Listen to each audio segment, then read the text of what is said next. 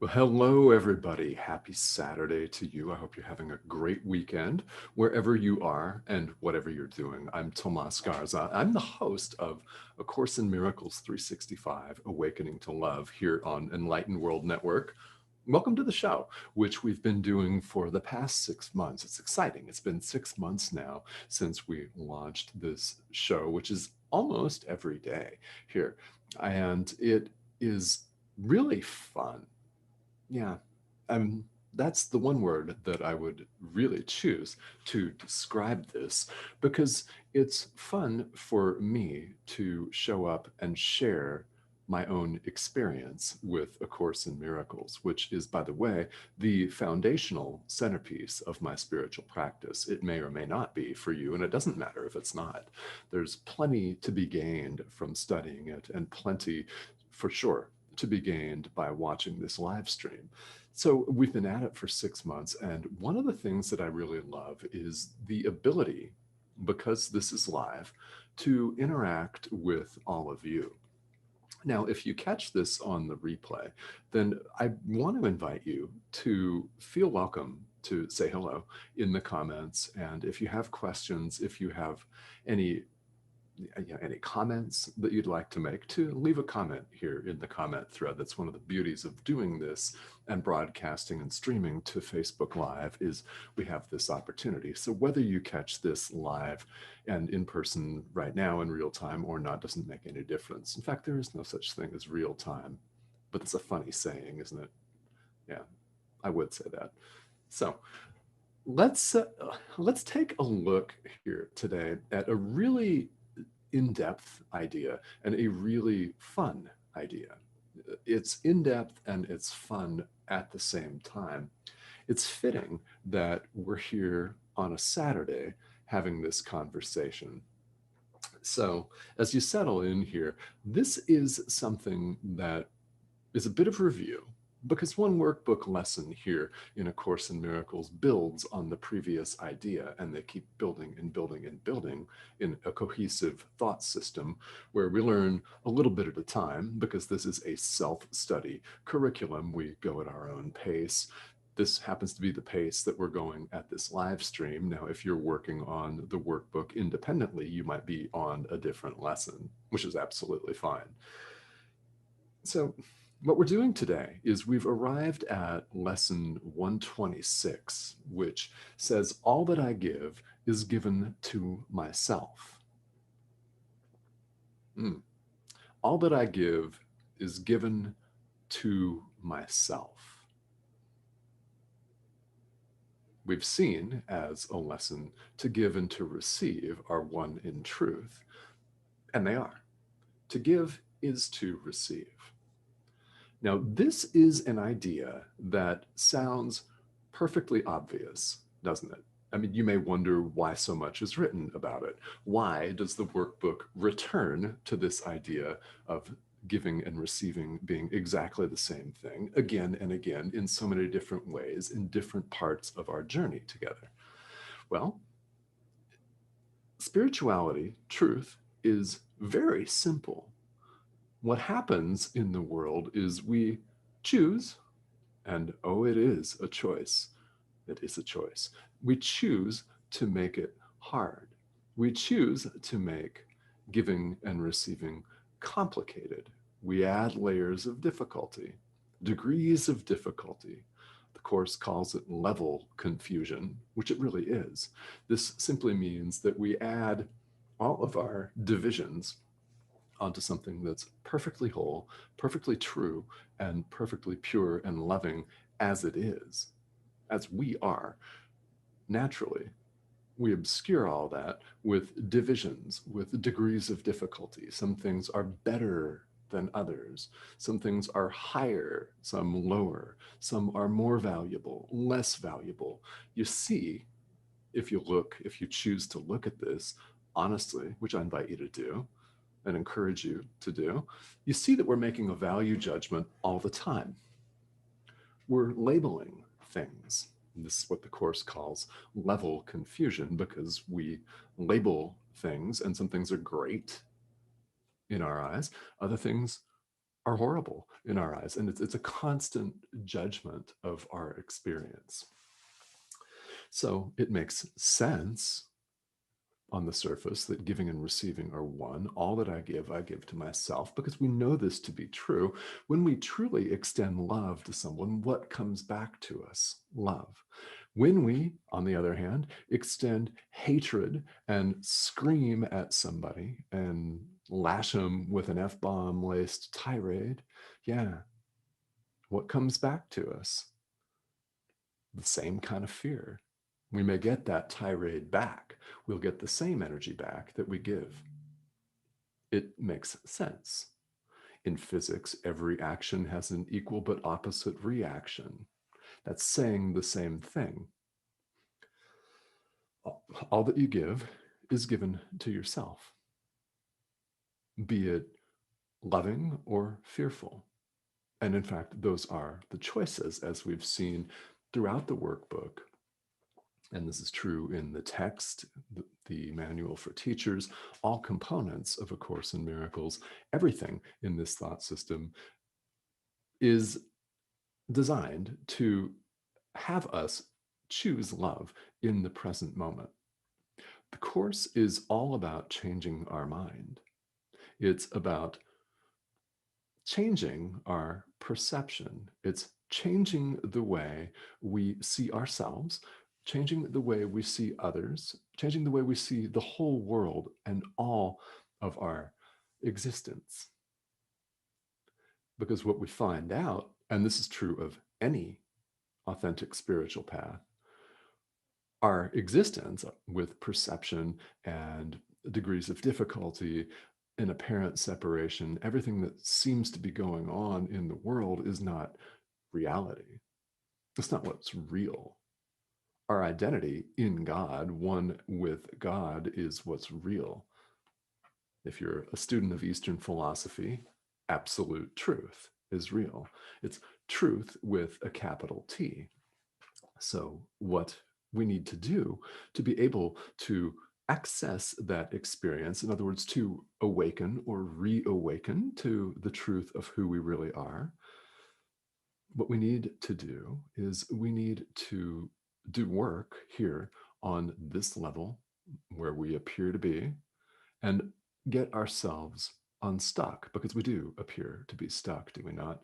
Our lives may be full of beautiful moments and bliss and moments of intense love, joy, happiness. The next minute, somebody says something and you're horrified and it triggers an angry response. It's up, down, up, down.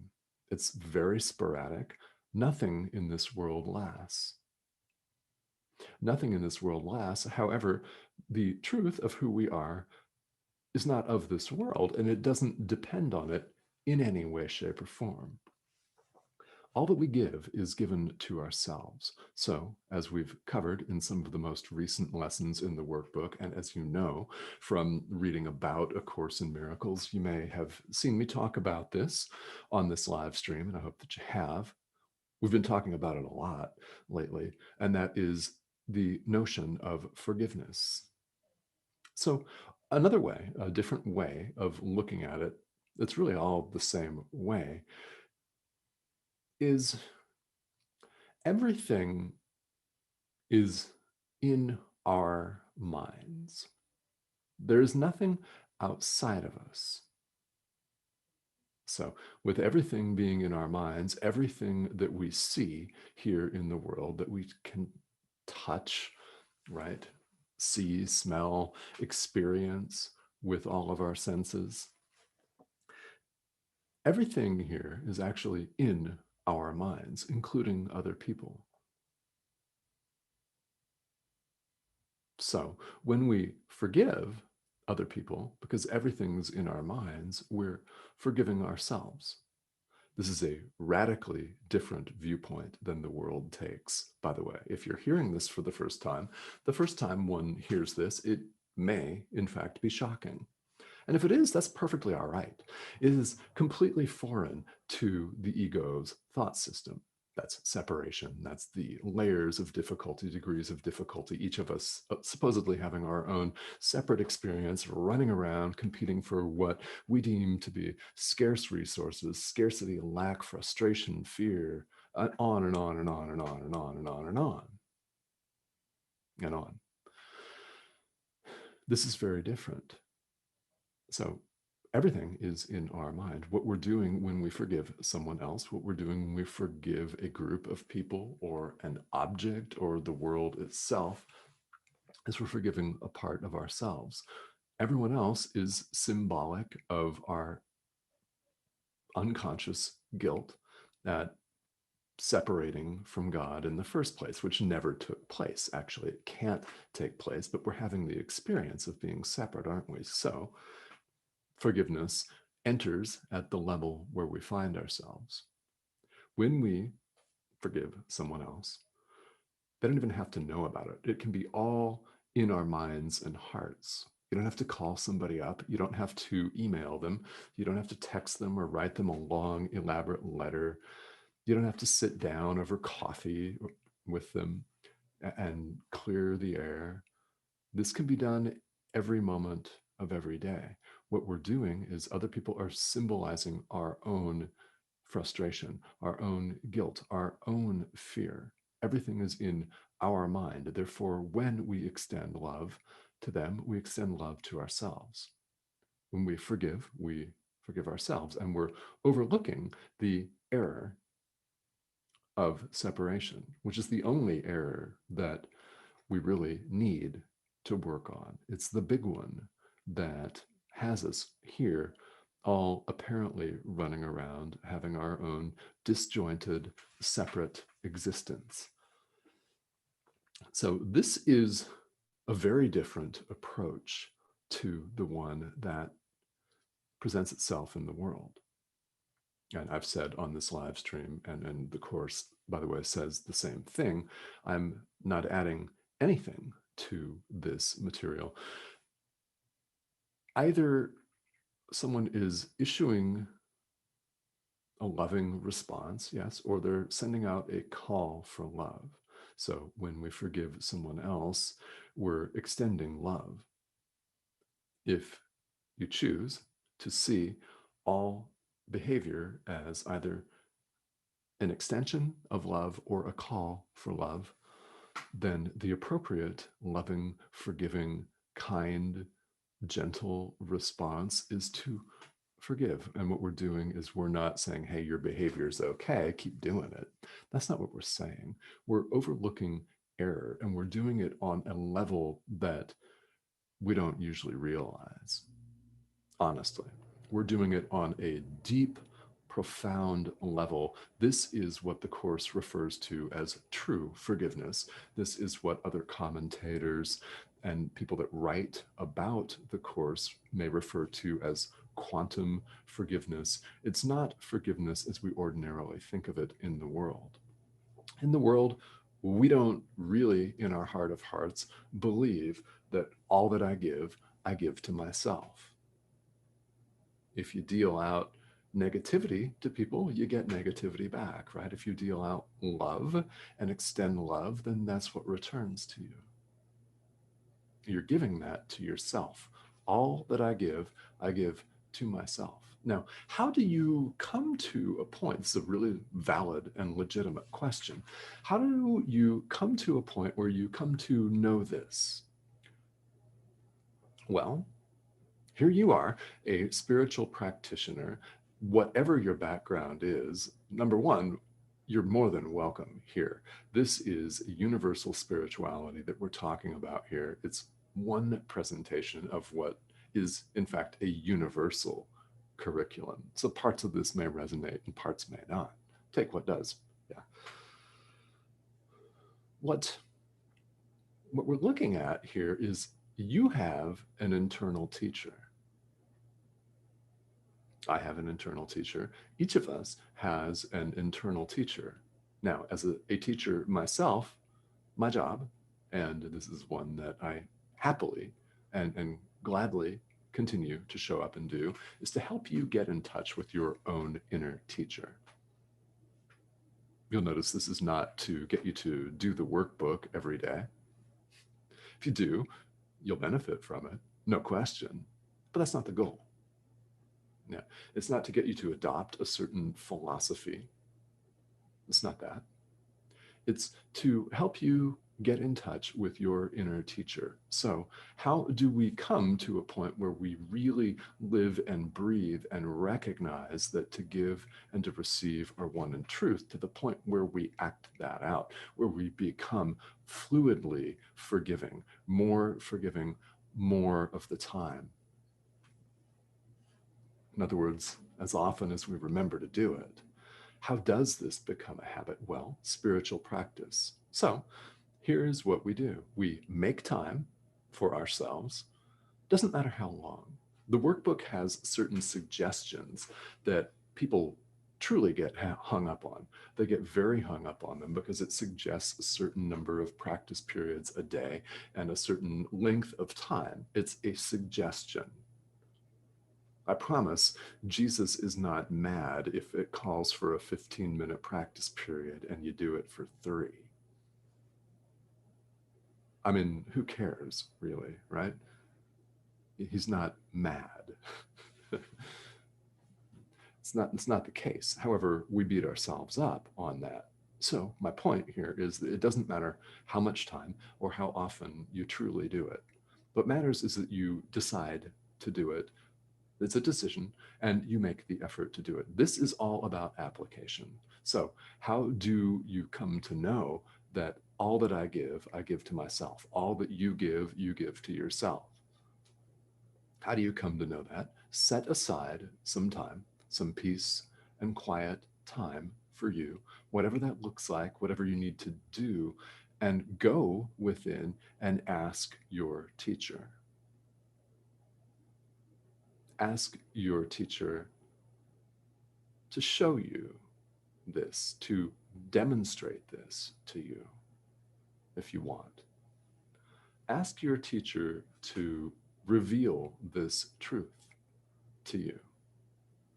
And while you're at it, ask how you can put this into practice in your life.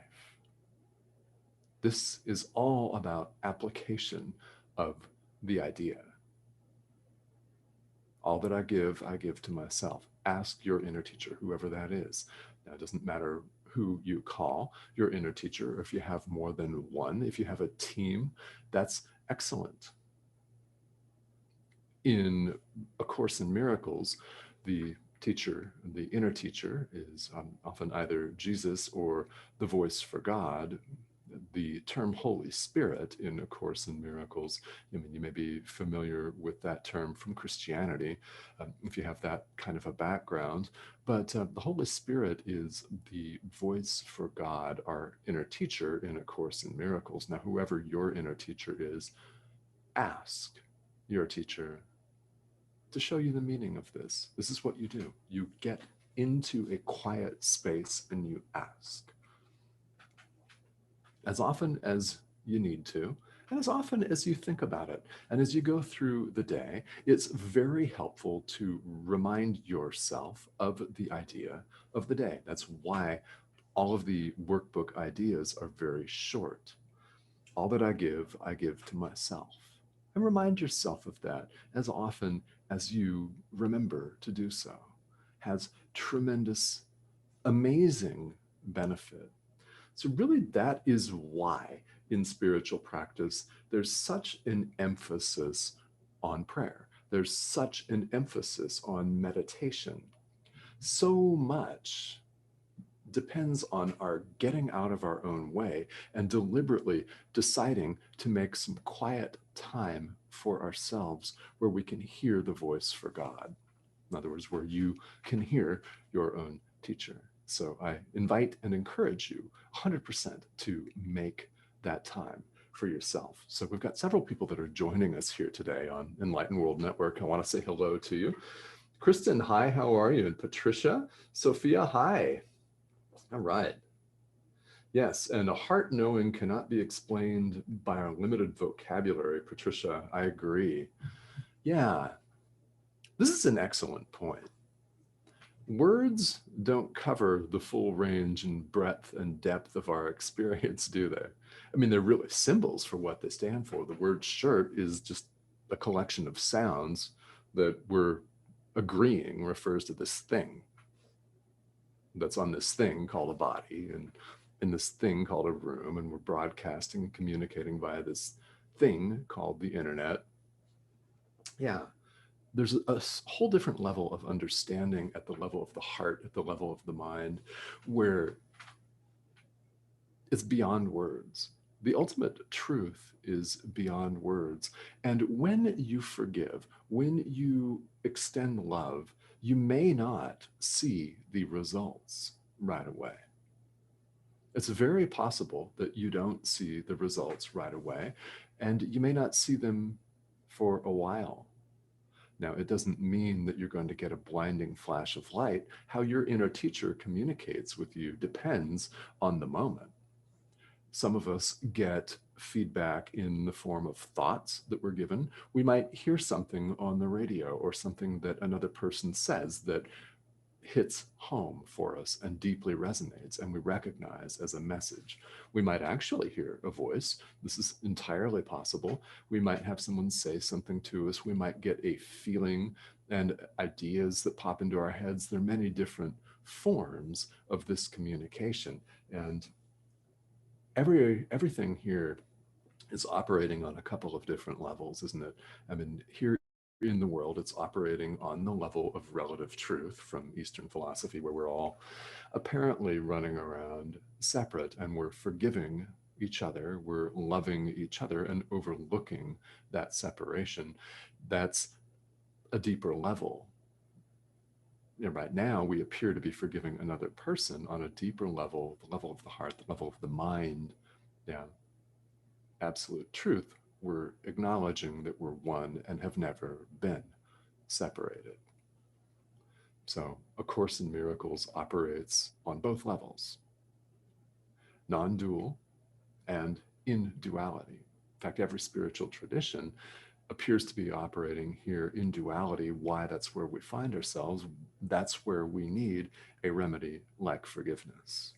That's where we need prayer. It's where we need devotionals. It's where we need meditation and yoga and self-inquiry and everything that is spiritual practice in this world. All right, guys, so this has been so much fun. Thank you for joining me. Thank you for the comments. If you're catching me on the replay, please feel welcome to say hello and to leave a comment here. And I'll be back here on Monday with you. On Mondays, I'm doing what I call a special focus of the day. So we'll leave the workbook lessons just for one day. It'll be back and it's not going anywhere. And we focus on a special component of life itself, seen through the lens of spirituality and A Course in Miracles in particular.